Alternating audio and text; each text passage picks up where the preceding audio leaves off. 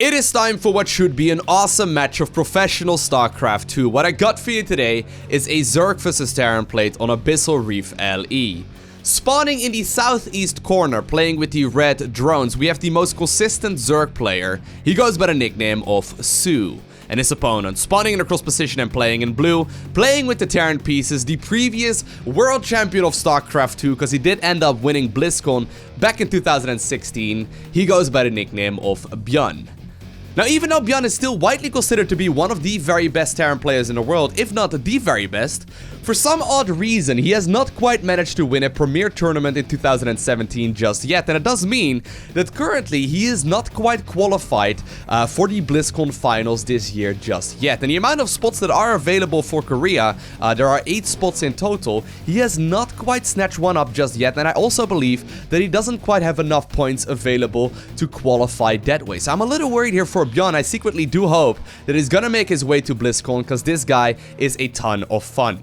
Now, I'm not gonna lie, he's actually very well known to play Reapers in Zerg vs Terran, and what I was gonna say, I'm not gonna lie, he is single-handedly known for nerfing the Reaper in StarCraft 2. I mean, if you really like the Reaper, this guy right here, his control is absolutely insane. He's got some of the craziest micro in the game, period, and in particular, his Reaper control is off the chart. And indeed, apparently, in this game as well against Sue, he is gonna be opening up with that 3-Rex Reaper rush that he is so very well known for. Now, recently, of course, we saw a bit of a mine damage reduction. It's a slight little nerf, but it is quite literally, he is quite literally the reason why that did end up happening.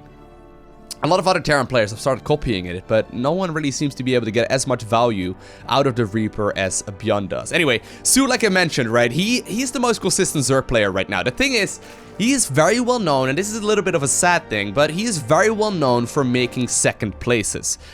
I believe he managed to, I think he managed to make his way to 6 or 7 GSL finals, and he ended up losing every single last one of them. Now, the interesting part is that the GSL is the highest level tournament outside of BlizzCon, you know, in StarCraft 2, and he has been consistently making it to the finals of that tournament over the last couple of years, but he has yet to win one. He is probably the one Zerg player that I desperately want to win a tournament, like, not even a Zerg player, but like, he is the player in StarCraft 2 that I would love to see win a tournament in the next year or so. I am actually quite surprised that he has still been having the motivation to continue onwards, because, you know, making your way to the finals is very tough, but then choking and losing every single time is still a very difficult thing to mentally deal with, and it's actually very unheard of in esports, and I guess in sports in general, to make it to a finals that many times, to lose that many times as well, and then, you know, to continue onwards with the game. Now, don't get me wrong, obviously making it to second place is still gonna financially be a very good decision, right? You're still gonna be able to make a lot of money that way, but I always feel a little bit bad whenever I do see Sue make it super deep into a tournament, beating the best players on the planet, and then just simply not closing it out. However, there are already a lot of Reapers here on the other side of the map, and this is gonna be interesting. We see a very quick +1 carapace upgrade here by Sue, that of course does help out with the Reapers, but also with siege tanks and marines and whatnot later on into this game, because ByuN is not just gonna stick on these 3 barracks that he's got just yet. He's gonna eventually get the economy out to transition towards more and more higher tier units instead.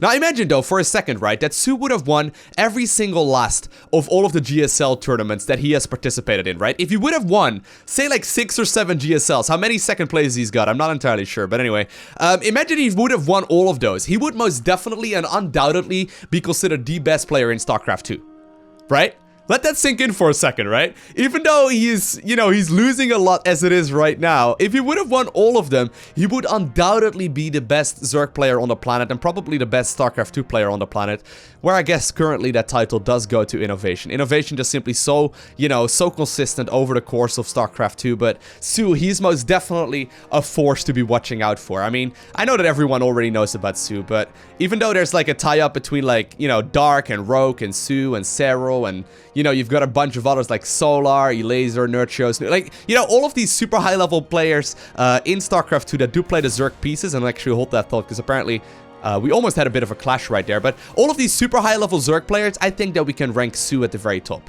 I mean, this guy is an absolute beast. Even though he's making second places, he's still an absolute beast. Now, this amount of Reapers is perfectly capable of taking down a hatchery. perfectly capable of taking down a hatchery. Now, interestingly enough, we also see the Nematized Carapace already being researched. So I wonder here if Su is planning to maybe go for a bit of an Overlord drop. Dropping off Zerglings inside of your opponent's main base would be extremely helpful. So we'll keep an eye out on exactly what his plan is, because +1 Carapace is just finishing up right here as well. And actually, we do see a Dropper right now on the production tab. Now, I assumed, and that was not a pun right there with his name Su, I assumed that while we do have a bit of a skirmish right here in the middle of the map, that he was going to use this Overlord for dropping. Instead, he is also morphing in this Overlord drop. What exactly does he... Did he just load up queens into this Overlord? He's actually gonna be doing a queen drop inside of his opponent's natural, I think. Yeah, that one is rallied straight towards the natural, whereas he's planning on dropping Zerglings inside of the main base of the Terran instead. And I actually love this. I mean, when you think about it, there's like nothing available currently for the Terran player that shoots up. In the meantime, of course, Su is gonna be capable of continuing onwards on this super low gas count, which will allow him to just simply get a ton of drones out. This is gonna be so interesting. Now, I think that these medevacs did just fly by this Overlord, so the Overlord is indeed going to be able to drop off, but here we go. There's only 3 Marines available, and ByuN is going to assume, yeah, ByuN is going to assume that that Overlord contains Zerglings, but it's not going to be the case at the same time. Zerglings also dropping off right now inside of the main base of the Terran player, and this is going to be so interesting because, of course, not only can these queens do a lot of damage, they can transfuse each other and just simply keep each other alive for a little while longer. So many SCVs already going down. Now, the Overlord will be forced to get picked up here. There's also a Liberator now moving across the map, so ByuN is not quite just simply gonna, you know, purely focus on the defense here, but look at the transfuses. I love this. This is so uncommon in StarCraft 2. Zerg drops in general are not something that you see a whole lot in the game, but that ended up doing way more damage than I had anticipated. Now, Liberator is gonna be able to get its way, or make his way rather, inside of that natural of the Zerg player. One of the queens running desperately low. Transfuses going down all over the place, but it will end up dying, but not without actually taking the Liberator with it as well. That was so cool, though. I mean, when you think about it, right? Not only did Su just end up defending that aggression from the Terran player, right? The Reapers are nowhere to be seen on this side of the map anymore, and he continued droning up. I mean, look at that. He's already above 60 workers right now. He's also pressuring the Terran player and effectively, like, containing the Terran player right here as well. Now, there is a Widowmine drop inside of the natural of the Zerg player. Currently, Su is not paying attention to that, and actually, he was completely occupied with his micro in the natural of the Terran player. He ended up losing 12 workers there. So even though Su just, you know, made a brilliant move there, I love the fact that ByuN was actually looking at this. He recognized the amount of units that he needed to defend against this queen drop, and I don't think I actually ever said those words in that order before, but he recognized the amount of defenses that he needed, and he just simply sent the units across. And, you know, while he knew as well that Su would be occupied on the other side of the map, he ended up dealing an awful lot of damage there in return. And I guess that more or less right now we are even. That was a beautiful move by ByuN. I mean, that's super difficult, right? How many times do you think he's faced a queen drop, right? And he knew how to respond to it immediately. Maybe it's more common in Korea than I think, but I haven't seen a whole lot of people do that. I guess against Reaper openers, though, when you do them in the majority of your Terran versus Zerg games, maybe you will see Zerg players do some crazy builds like this. Now, I do like this a lot as well, actually, by Su. Look at that. He's actually dropping creep everywhere and just spreading tumors with the Dropper Lord right there. I mean, obviously, the Dropper Lord can indeed now provide creep by just simply, you know, pooping it out after finishing up the lair. But here we go. There's a big drop going down on the other side of the map. There are a lot of Terran units here, but eventually the Zerg will be able to deal with that. However, ooh, gotta be careful. Oh, that's what I'm talking about. Do you see that micro there? He picked up a single one of the Banelings and then lifted up and just simply got on out of there without actually taking any losses whatsoever. That is what ByuN is very well known for. His micro is ridiculous, and he's going to be able to continue onwards with this ring around the rosy action for an extended period of time. Now, at the same time, there is indeed, once again, a Widowmine drop here on the other side of the map. He is going to be capable of burrowing, and, oh man, these Widow Mines are getting out of control. More and more workers do end up falling. And while, you know, Su is very busy microing here against these triple medevacs, apparently the Terran player is just simply gonna continue onwards with this harassment for a little while longer, sending liberators all over the map, right? Just simply making sure that he deals a ton of damage, just picking up worker kill after worker kill. And while Su is dealing with the Widow Mines, after they managed to deal their damage, look at that. The amount of workers that were killed here by the Terran player is absolutely insane. ByuN doing ByuN things. This is what he's known for. This is what he does best. He is gonna be just simply killing his opponent from the inside out, at the very least, thus far into this game. Now, look at this little move as well, though, by Su. Like, both of these players really like playing their hearts out, doing a weird move. Like, this is so uncommon as well. Like, having 4 queens spread creep all over the map, I mean, that is not something we see a whole lot. But of course, there are still going to be Widow Mines as well as Banelings microing against each other here at the 4th base location of the Zerg player. Su desperately trying to hold on. He is currently transitioning towards the Hydralisk that are, of course, very, very good against Widow Mines. But he first off needs to make sure that he gets rid of all of those Marines. It looks like once more there is going to be a forced pickup there. But so far, Su is doing a pretty good job at holding on here nonetheless. But imagine though, if he would have been able to keep those 32 workers alive, he would be so far ahead in this game. And as it is right now, even though ByuN has not been having the most success thus far with his Reaper opener, he is completely and you know, fully still into this match because he managed to do so much damage with his Widow Mines and then also the Liberators. And of course, ByuN, I mean, very well known for his drop harass in general. He's gonna continue onwards for a little while longer, sneaking medevacs in every single corner of this map, while the Zerg player is very busy here microing against the main Terran army. He is gonna have to make sure that he deals with the Marines that will shortly be dropping off in the main base as well, and apparently he actually managed to do that perfectly.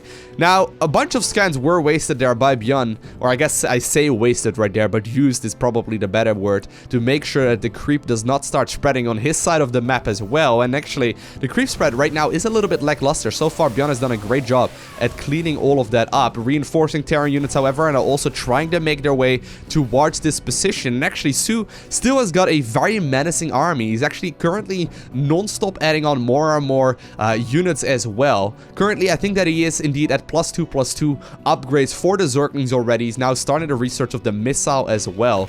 So quite well played here by the red Zerg player thus far. But I can't help but wonder what this game would have looked like if those 32 workers would not have gone down, because he was forced to remake them. And currently, he's only got 70 workers. That's about 10 less or so than you ideally want as a Zerg player at this point in the game. Now, that medevac just barely making it out of there with a little bit of HP. But look at this continued drop harass, right? And ByuN he's gonna continue doing this for an extended period of time, right? Until he's got at least like 4 bases up and running, and that's exactly what he's looking to take right now.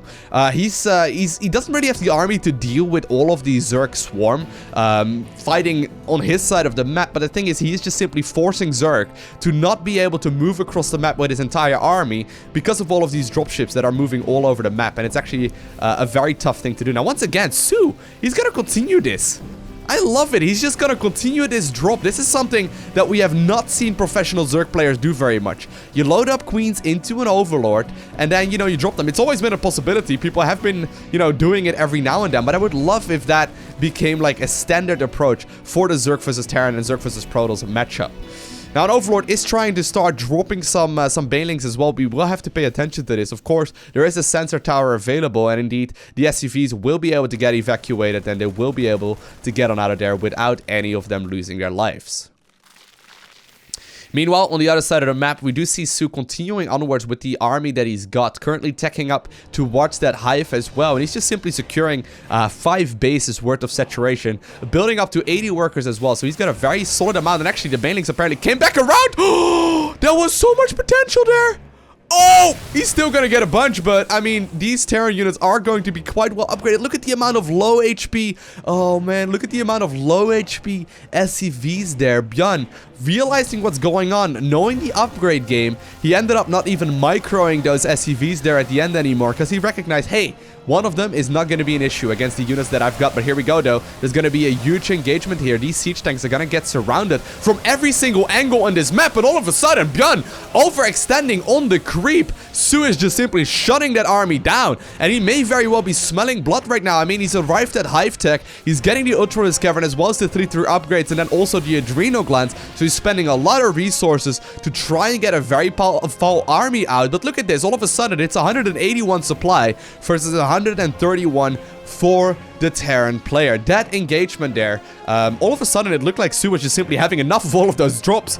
He spread the creep out further, and when ByuN sieged up in the middle of the map, the Zerg players army there was just simply able to close out a very nice advantage here in this game already. Now there is still a space shark here, somewhere floating above the surface of this engagement that will probably be going down. He's got to be very careful though. Hydras, of course, not the type of units that you want to have inside of that siege tank line of fire. Siege tanks, of course, they deal a lot of damage here by default. They don't even deal bonus damage here to Hydras, but it's just that Hydras just simply, you know, they die very quickly. Once again, though, we do look like we've got a bit of an engagement coming up here. I would love to actually see like a Viper or two for those blinding clouds on those siege tanks here for Su. Currently, though, he's just simply spending so many resources on all of these upgrades that are only going to come into play in about a minute or two from now, that I think that for the moment, he's going to sit back and build up the advantage by building up the economy here as well. Now, there are, actually, there's still a very staggering force here for the Terran player. I mean, it's an even amount of army supply here for both of these players, right? And this is going to be very scary for the Zerg player to hold on to. Now, there are a couple of infestors, and we all know the strength of the fungal growths. He's got to be careful. Currently, these infestors are not spotted just yet. They do have the potential to get some huge fungals, and there we go. One of the fungals does get landed, but I think that there are just simply so many siege tanks here on this high ground. Well, maybe wait a minute. Maybe there's just barely going to be enough Zerg to try and overrun this, but no,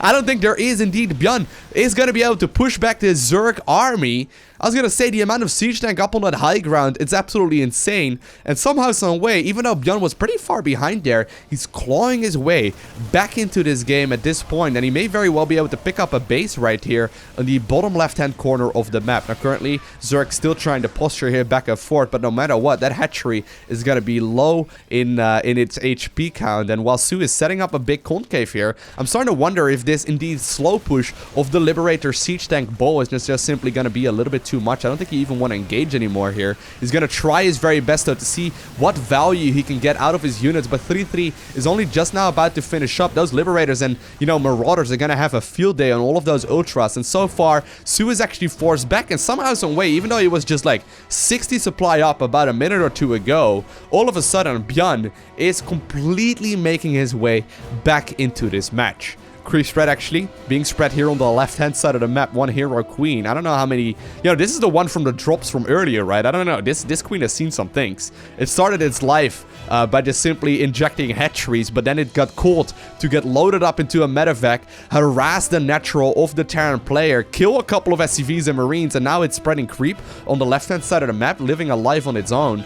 But regardless, like, ByuN has built his army back up to a very staggering force. Currently 130 army supply for the Terran player versus only 80 for the Zerg. And I mean, these high grounds, they are being abused by the Terran player. I mean, Su was very far ahead just now, but overextending up to that cliff, right? And that's what I mean. Like, the Zergling Hydra composition, it's great, but it's more or less like a glass cannon. If you overextend for even a split second, it will end up dying. Like, the Terran siege tank will look at it twice, and they will end up dying. Now, Su is setting up a huge setup here. Look at this. He's gonna try his very best and see if he can make a big engagement happen. Of course, there are now also queens available for the transfuses here. A lot of infestors too, but there will be a drop ship here in the top right hand side of the map, and I wonder if this will trigger the push here from the Zerg player. A couple of infestors will end up getting killed there, and this is gonna be quite painful. I mean, the amount of units that are being dealt with. At the same time, ByuN also now using a bunch of his army to start moving into the fourth base location of the Zerg instead. And while he's cleaning up the majority of the forces here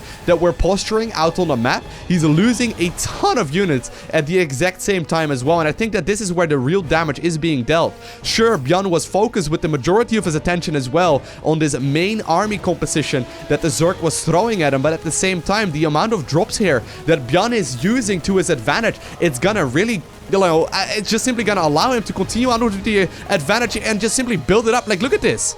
Another base gets picked off. I think that this top right one may also be in trouble. 2 hero marines remaining. They're going to be able to pick that one up as well. And all of a sudden, ByuN even though he was behind like 60 supply against one of the best, if not the best Zerg players in the world, all of a sudden is building up his army count once more, and I wonder if he's going for a killing blow here very shortly. I mean, still, we see that Overlord that previously dropped some banelings here on top of all of these SCVs. It's pooping some creep over here instead, looking at these low SCVs that aren't even being repaired. But I think that ByuN may very well be looking for a killing blow right now. He's looking to get maxed out here very shortly. He's got that Siege Tank, Marine Marauder, Medevac composition with a couple of Liberators in the air that are very good, of course, at dealing with these Ultras. Look at the splits here, though, making sure that the fungal growth is nowhere to be seen. And at this point, I mean, the micro from ByuN, it's the one thing that's been carrying him through this game over the last couple of years. Of course, he's got great macro too, keeping his money low. Look at that right there at the bottom side of the screen, just simply spending every single resource that comes in. But at this point, look at it. I mean, I'm a huge, like, Su fan, but I love the way that ByuN is playing this game. I mean, he was going up against the Queen drop, right? Responding on the fly, sending Liberators and Widow Mines across, being very creative in his response there, and just simply, you know, once again, obtaining an advantage after his opponent absolutely shut down the majority of his army. Once again, obtaining that advantage and now pushing it forward as well. Now, it's not quite game over yet, though. Su is still having a pretty menacing force here, landing some beautiful fungals, but ByuN just simply has too many units, and he ends up obtaining the victory. I mean, that was so well played. That was so well played right there by the blue Terran player. I love the way that Su was playing this, right? He's got some great ideas, right? Going for a counterattack with Queens when you're going up against a Reaper opener, it makes perfect sense when you think about it. You get the quick +1 carapace upgrade, and then you send them across, making sure that the Reapers, I mean, Reapers in general don't do a lot of damage to Queens, right? But also, the unupgraded Marines just won't be able to deal a lot of damage to the unit. On top of that, going for the Zerg drop as well, and then I love the way that he was, like, spreading creep all over the map afterwards with the leftover Queens, and just simply, you know, teching up to a lair, pooping the creep with the Overlord, and then dropping down some tumors as well. But in the end, he ended up losing too many workers in this game. I mean, if you go back for just a second, right? Yeah, there were 64 drones that were killed in total in this game. And while, you know, ByuN ended up losing some of his workers as well, he was just playing a, you know, quote-unquote more standard game there than his opponent. And while I think that Su can most definitely improve upon this strategy and take down ByuN in the next time they face off, for now, ByuN turned out to be a little bit too good, and he ended up obtaining the victory. I hope you enjoyed watching this. If you did, make sure you hit that like button down below. If you want to see more, make sure you hit that subscribe button, of course, so you get a notification as soon as I upload more. But other than that, I want to thank you for watching. Have an amazing day. Do not forget to smile, alright? And I will see you in the next one.